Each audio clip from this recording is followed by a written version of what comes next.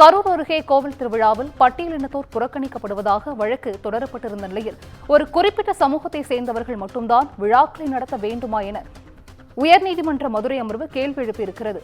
கூடுதல் விவரங்களை செய்தியாளர் சிவகுமார் வழங்கிட கேட்கலாம். சிவகுமார், வணக்கம். இது குறித்தான முழு விவரங்கள்.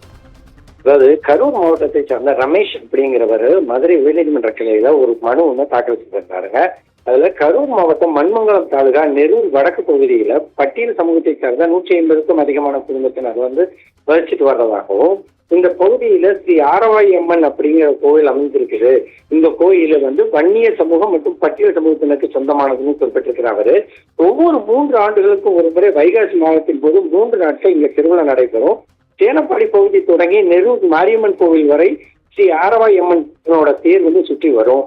ஆனா 15 ஆண்டுகளாக தேர் தங்கள் பகுதிக்கு வருவதில்லைனோ இந்த ஆண்டு விழாக்குழுவிடம் முறையிட்டும் அவர்கள் மறுத்ததாகவும் தெரிவிச்சிருக்கிறாரு. ஆகவே கரூர் மாவட்டம் நெரூர் வடக்கு பகுதியில் ஸ்ரீ ஆரவாய் அம்மன் கோயில் திருவிழாவின் போது தேரை பாகுபாடின்றி பட்டியல் சமூகத்தினர் வசிக்கும் பகுதிக்கு கொண்டு செல்ல உத்தரவிடணும் அப்படின்னு சொல்லி கூறியிருந்தாரு. இந்த வழக்கானது நீதிபதிகள் வேல்முருகன் மற்றும் ராமகிருஷ்ணன் அமர்வு முன்பும் விசாரணைக்கு வந்தது. அப்போ பட்டியலின மக்கள் சார்பா ஆஜரான வழக்கறிஞர் சந்தான கிருஷ்ணன் சொன்னாரா, இரு சமூகத்துக்கு சொந்தமான கோவில், ஆனால் பட்டியலின மக்களை புறக்கணிக்கும் வகையில கடந்த 15 ஆண்டுகளாக இந்த திருவிழா நடைபெற்று வருகிறது, இது ஏற்கத்தக்கதல்ல அப்படிங்கிறது மாதிரி வாதிட்டாரு.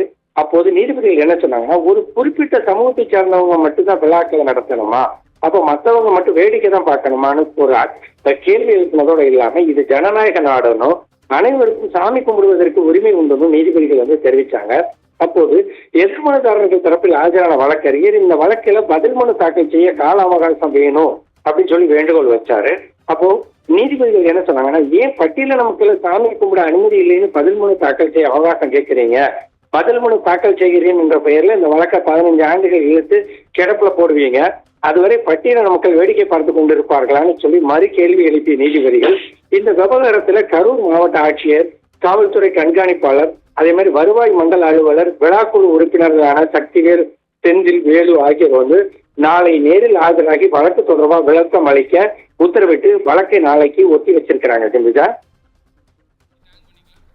நன்றி சிவகுமார், விவரங்களை வழங்கியமைக்கு நன்றி.